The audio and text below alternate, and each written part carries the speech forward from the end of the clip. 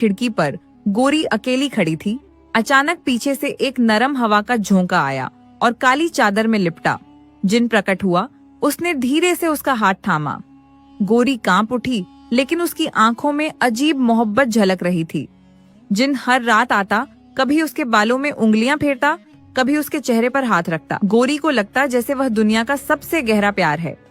लेकिन सुबह होते ही उसके होंठ गुलाबी और उसका शरीर पहले से और भी ज्यादा खूबसूरत लग रहा था। उसे देख के ऐसा लग रहा था कि वह पूरी तरह निखर गई हो। रातें लंबी होने लगीं।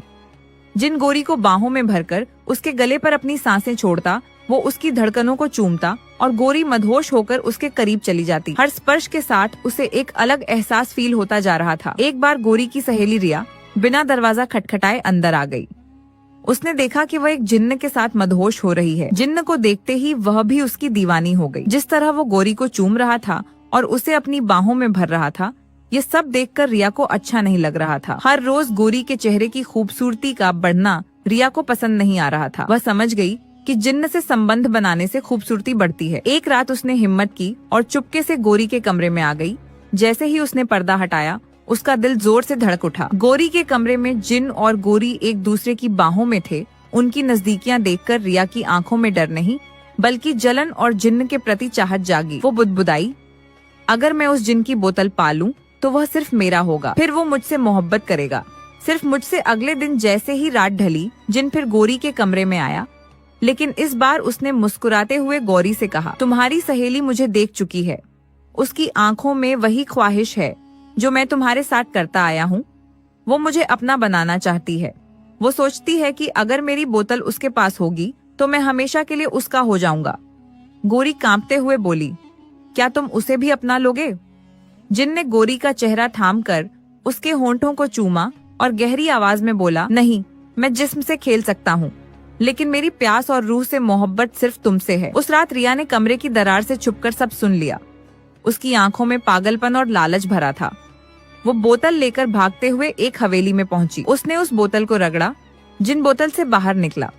उसने प्यार भरी आंखों से रिया को देखा। वह मुस्कुराया और बोला, तो अब तुम चाहती हो कि मैं तुम्हारा हो जाऊं? रिया कांपते हुए बोली, हाँ, तेरी मोहब्बत का हक सिर्फ मुझे होना चाहिए, गोरी नहीं। जिन धीरे धीरे रिया के पास आया, उसके बालों को छूते हुए बोला, तुम चाहती हो कि मैं तुझसे भी वही करूं जो मैं गोरी से करता हूँ? रिया पागलपन में सिर हिलाने लगी। उसकी सांसें तेज हो गईं। जिन्न ने उसके होंठों के करीब आकर कहा, ठीक है, लेकिन इसका अंजाम तुम सोच भी नहीं सकती। कमरे की सारी मोमबत्तियां अपने आप बुझ गईं।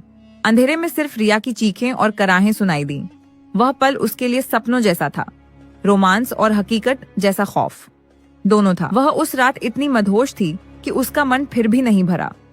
वह जिन्न के साथ कई बार संबंध बनाती है और खुद को पूरी तरह संतुष्ट कर लेती है। सुबह जब सूरज निकला, रिया कमरे के फर्श पर पड़ी थी, पूरी तरह बेहोश। उसकी गर्दन पर अजीब निशान और शरीर पर नीले दाग थे, जैसे किसी ने पूरी रात उसकी रूह निचोड़ ली हो। बोतल अब फिर से मेज पर रखी थी। जब रिया को होश आया, जिन उसके सामने खड़ा था, उसने ठंडी हंसी के साथ कहा, याद रखना, मैं इंसान नहीं, जिन्न हूँ। मैं जिस्म से खेल सकता हूँ, लेकिन रूह सिर्फ गोरी की है। तुम चाहकर भी मुझे अपना नहीं बना सकती। रिया की आंखों में आंसू थे और उसे खोने का डर था, क्योंकि रात का मजा उसे हर रात चाहिए था। वो बोली, लेकिन मैं तुझसे मोहब्बत करती हूँ। जिन्न की आंखें फिर लाल हो गईं। वो गरजते हुए बोला, मैं तुझसे संतुष्ट नहीं हूँ। न जाने कितनों के साथ तूने संबंध बनाए हैं, ये मोहब्बत नहीं। अगले ही पल रिया की चीख हवेली में गूंज उठी। कहते हैं रिया मर गई, लेकिन गोरी से बदला लेना अभी बाकी था। आगे की